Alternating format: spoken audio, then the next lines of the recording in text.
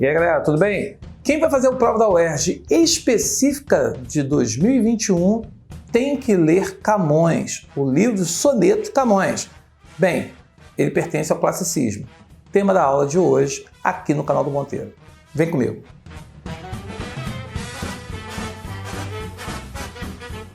Pessoal, bom dia, boa tarde, boa noite. Você que está chegando agora aqui no canal do Monteiro, quero só te pedir uma coisa. Se você não conhece o canal e está chegando agora, assiste a aula e dá um clique, dá aquela curtidinha, só para que o YouTube continue impulsionando o nosso canal, continue impulsionando todas as nossas aulas que são aqui expostas no canal. E claro, se inscreva no canal, dá o sininho para que você seja avisado quando a nova aula entra no ar.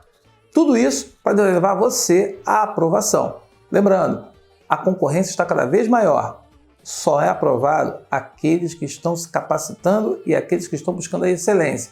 E isso requer esforço e sacrifício. Então, faça esse ano valer a pena, corra atrás, porque você consegue e você pode ser aprovado sim no exame que você quer. A aula de hoje eu vou falar de classicismo. Quem está seguindo a ordem aí, quem está seguindo a nova vibe aqui do canal, já viu a aula de trovadorismo, humanismo e agora eu estou falando em classicismo. Classicismo está dentro de um período histórico chamado Renascimento. Qual é a importância histórica do Renascimento? O Renascimento representa um momento de ruptura com todo o passado, com toda a Idade Média, e o homem, ele, à medida que vai tomando contato com a cultura clássica, com os elementos clássicos, ele busca recuperar esse conhecimento, esses valores e colocá-los na arte e principalmente na vida. A arte, ela vai procurar se interessar, por exemplo, é muito comum você observar obras desse período do corpo humano. Você percebe que o corpo humano, o homem, aparece nu.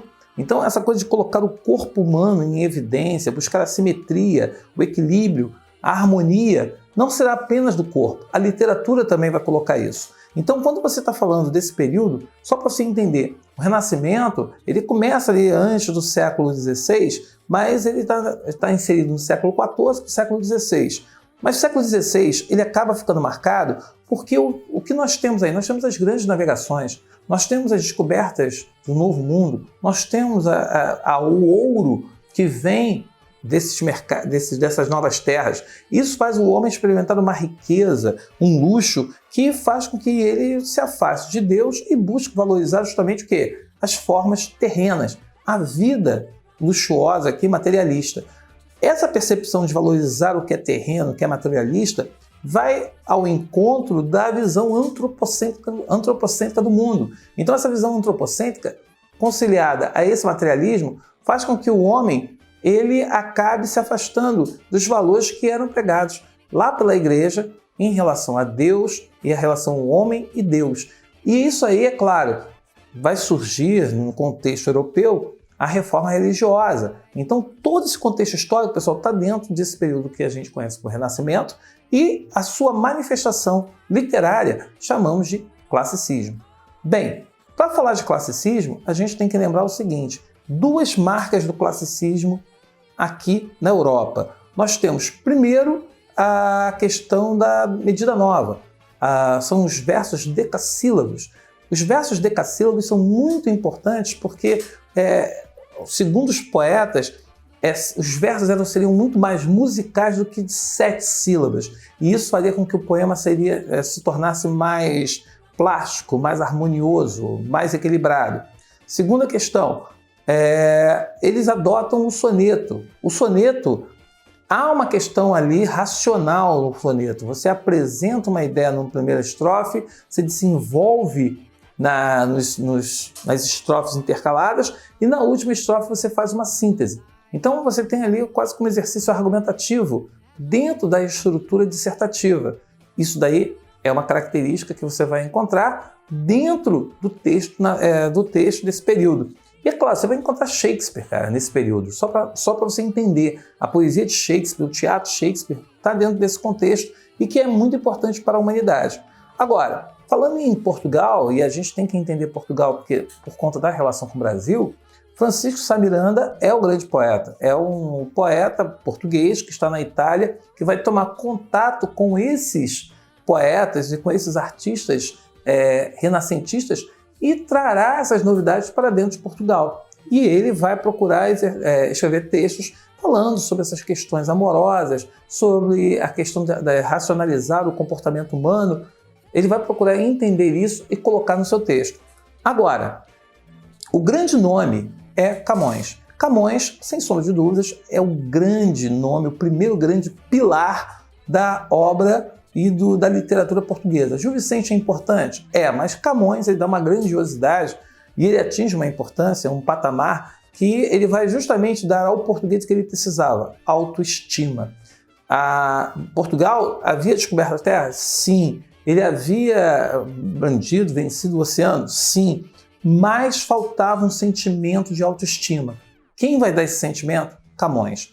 E a obra de Camões, ele escreveu tanto poesias líricas quanto poesias épicas. A poesia épica dele mais importante se chama Os Lusíadas. O nome Os Lusíadas tem a ver com os lusos, os portugueses.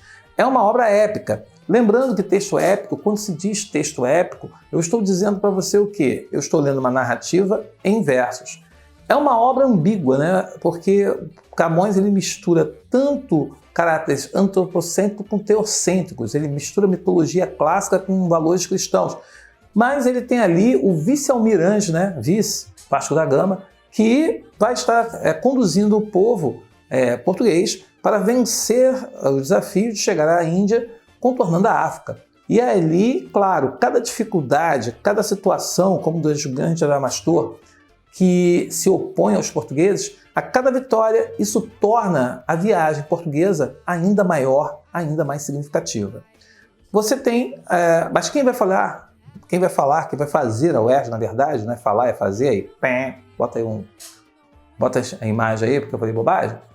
Quem vai fazer o UERJ terá que ler a poesia lírica camoniana. E a poesia lírica camoniana, ela é uma poesia em que ele vai justamente abordar o tema amoroso usando o neoplatonismo, né?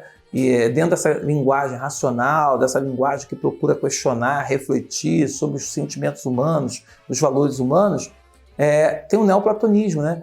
E esse neoplatonismo ele vai dizer justamente que o amor ele não pode ser ter um contato físico. O grande amor é um amor que fica num plano das ideias, num plano espiritual, porque no momento que você tem o plano no plano dos sentidos, quando você tem um encontro amoroso, esse amor perde muito do seu valor, ele perde aquilo que ele tem de mais nobre. Deixo aí para vocês discutirem. Mas a grande questão qual é? Você também vai encontrar na poesia lírica de Camões um desconcerto do mundo, um sentimento que ele mostra como que o eu lírico não se sente à vontade, ele não se sente bem em relação aos valores que são concebidos pelo mundo. Isso vai aparecer muito também na poesia dele. Eu não vou falar muito de Camões agora, porque nós teremos aí lá para o final do ano uma sequência de aulas só falando de Camões. Então, assim, é para você lembrar que ele pertence ao período clássico, ele é do classicismo, ele escreveu Os Lusíadas e ele, sem sombra de dúvidas, é um dos maiores, é um dos grandes escritores da humanidade. Vale a pena ler, vale a pena conhecer.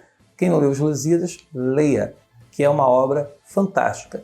Ok? Fica aí, procure ler mais, saiba mais sobre o assunto. Aquele nosso arquivo com essa aula de hoje vai estar à disposição de vocês e espero você na próxima aula. Dá o like, se inscreva no canal.